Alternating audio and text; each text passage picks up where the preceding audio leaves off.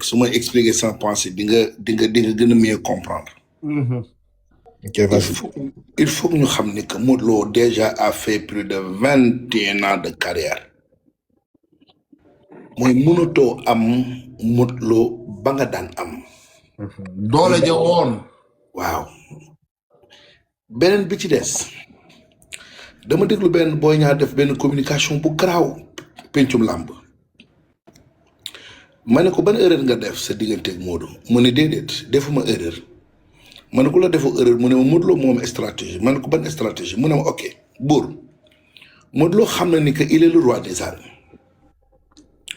yow mi muy dajeel yow yaa soxla pour nekk un roi des arènes te ci li mu gën a fort fala lay xaar mooy arbitre danaan prix mën a teg comme yow te Modou Lo il est dangereux que bu ko nit ki di song Modou Lo songkat yëpp da leen daan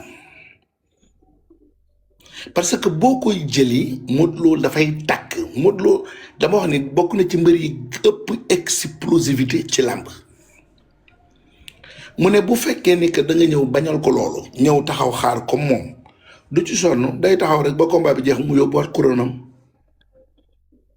kon donc yow tu es plus exposé au risque que moom parce que yow yaa soxla léegi nag ñetti ñu bëreel ñëpp kenn ki xaw na wane buntu bi muy Siteu wane na ni que effectivement kii boo dee bëre ak moom mu taxaw nga taxaw am nga ay chance pour génn ci léegi jàpp ngeen ni que Sa Thiès ma ñu doon wax jëlal référence su combat Sa Thiès ak Zarko Sa Thiès n'a pas commissaire maanaam xëy na ci bagaar bi mooy dóor na luppe waat mais dafa xaar ba daje ak Zarko te gis nga coach Bakary maa ngi alerté boobu ba tey gars yi bu ñu jël Modou Lo jàpp ne Modou Lo n'est-il pas un invaincu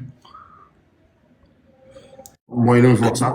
waay dafa mel ni sport fi mu toll nii moom sport moom bu duggee.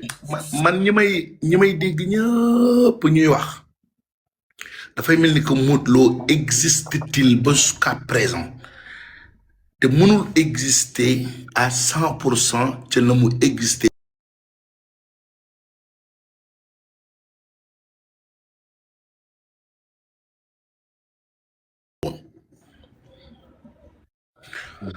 La communication de Balla Gaye 2 mais am na benn plus-value bu mu def ci combat bi te loolu ñun ñëpp xam nañ ko gis nga Modou tey ma wax la benn affaire nag. ñun ñii di ko critiquer rek buñ koy critiquer yu métti boo dajeeg moom bu la nuyoo rek da ngay xam ni kii mere na la. c'est sa nature dafa am lu muy téye noonu la ko yàlla bindee man day personnellement. D'accord, il est le super favori de ce combat, il est le plus expérimenté, il est mais combat bi dama ko ci tiital lool parce que ñi mu doon dajel li ñuy bëre ak li Sa Thiès di bëre c'est diamétralement opposé. Sa Thiès est un lutteur très technique ku mën a bëre la xale bu mën a bëre la nañ ko bàyyi xel buñ ko minimiser ci digganteem ak Modou Lo gis nga diggante Balla Gaye ak Siteu on avait ce même problème là des fois dañuy exister loo ñun suñu champion yi ba dafay mel ni tey la ñuy soog a dugg ci làmb yi nga génération Demba Diop boobu la majeure partie ku ci nekk dafa am loo dese ci làmb rek. mais tey buur est-ce que gisoo ni man d'après man ci côté sport damay wax ne l'expérience bi nga xam ne nii Modou Lo dund na ko ci parcours les moments forts et les moments faibles tey est-ce que en quelque sorte Modou Lo mënut a résumer combat bi à un combat vite fait. mën na nekk parce que xamul la mën na nekk. ci kaw bu Sa Thiès defee erreur fekk si ko ci lim bëgg.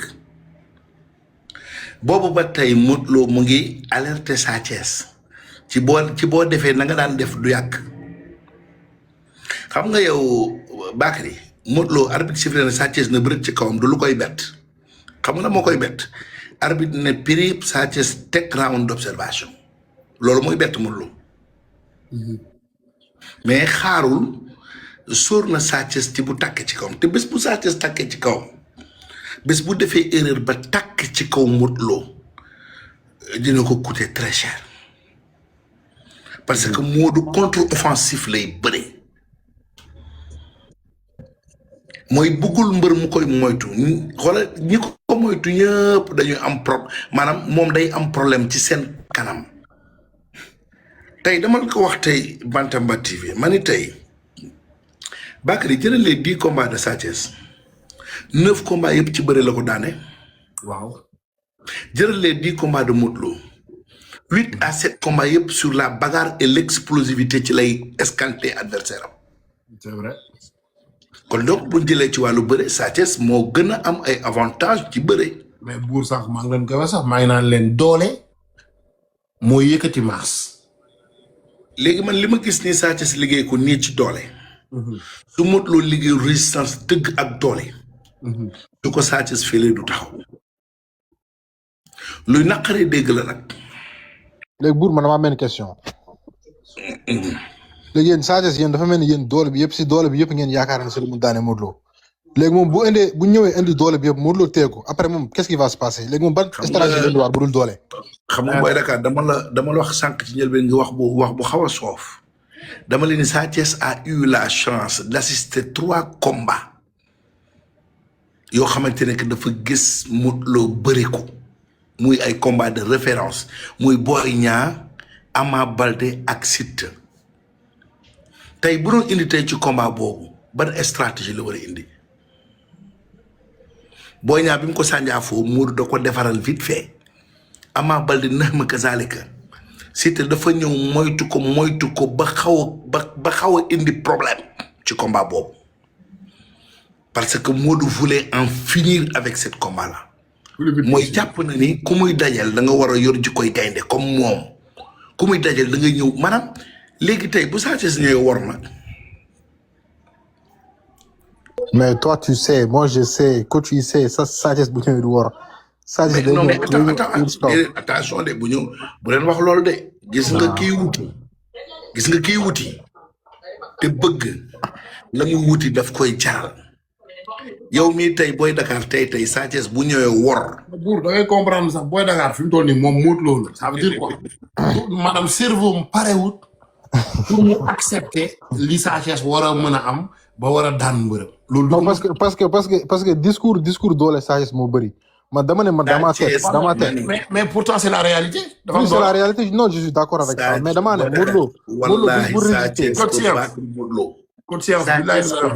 mais buur bien battre Modou Lo man maa la ko oui c'est possible c'est la loi du sport mais dama ne bis bu Modou Lo résister doole Sa Thiès après lan la war a mais Kéba vas-y yaa ngi ci kaw kay xam nga coach mais buur coach sportif nga buur Kéwal bi nga gisee ñaari mbër yi buur Kéwal xam Bakary maa ngi lay suivre jamono yëpp bi nga gisee yow ñaari morphologie mbër yi ak yow da nga d'accord sa bruit bi tamit bëri na de xam yow coach Bakary d'accord ci li Modou Lo yor nii actuellement d'accord ci buur nee naa la léegi laa lay expliquer ne la en termes de sport foofu nit ñi comprendre benn affaire large yow en l'espace de 3 mois Sa Thiès indi fi poids bi est-ce que ça va l'empêcher de lutter ça xam nga ça veut dire quoi foo ngay comparer morphologie yu bokk moom laa lay expliquer waata dama la bëgg expliquer ne la rek Sa Thiès poids bi mu yor nii arrangé na ko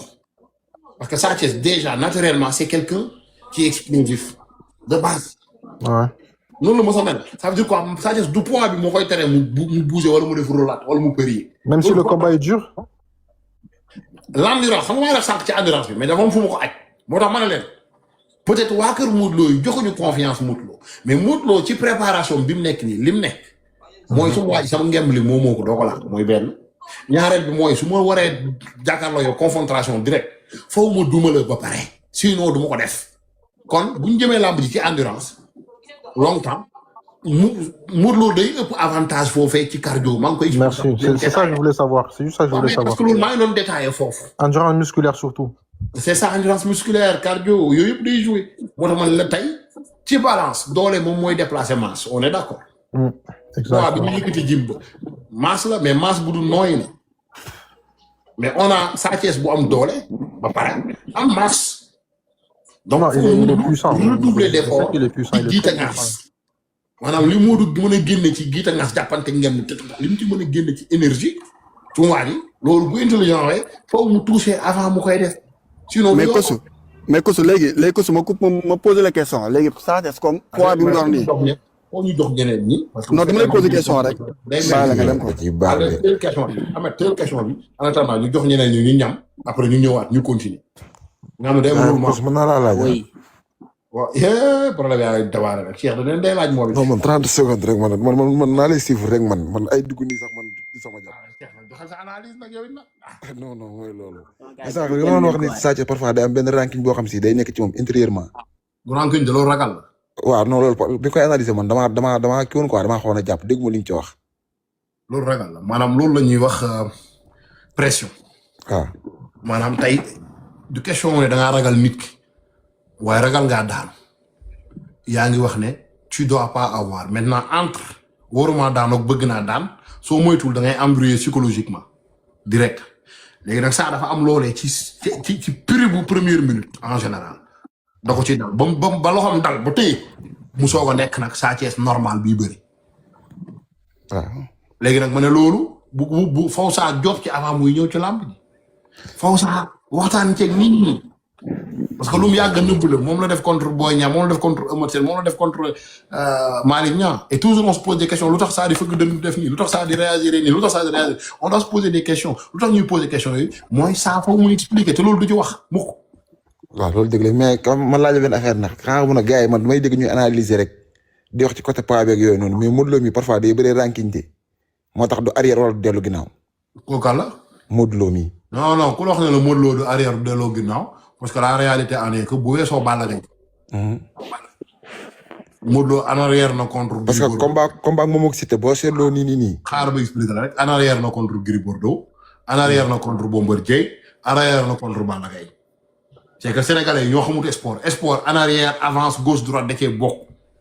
waaw c'est le déplacement latéral waaw. c'est juste faut gars yi comprendre ne Modou Lo li tax contre Balla Gaye sax mu taxaw mooy Balla Gaye bi muy tàkk ci kawam dafa def 2 pas maanaam dafa teg tànk tegaat beneen tànk soo ko tegaat beneen tànk maanaam Modou Lo amatutoon espace pour sortir donc taxaw xeex moo fa desoon bi mu taxawee xeex Balla Gaye téye ko ci suuf ba pare jël maasam waxuma la doole de maasam teg ko ci doowu Modou Lo bi Modou Lo di résister dem ba jeexal.